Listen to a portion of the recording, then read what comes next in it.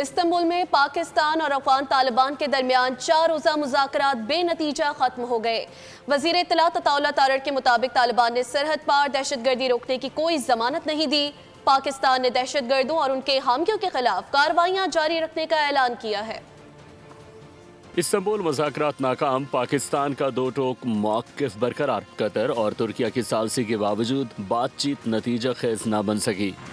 4 रोज़ा मुज़ाकरात में पाकिस्तान ने अफगान सरजमीन से पाकिस्तान मुखालिफ दहशतगर्दी रोकने का मुतालबा किया, मगर तालिबान वफ़द ने कोई वाज़ेह यकीन दहानी न कराई।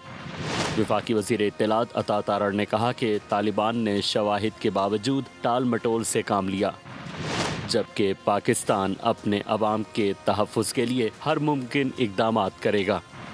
वज़ीर इत्तलात ने कतर और तुर्किया का शुक्रिया भी अदा किया, जिन्होंने मुज़ाकरात में सहूलत फराहम की। सब्सक्राइब करें और बेल दबाएं ताकि कोई खबर रह न जाए।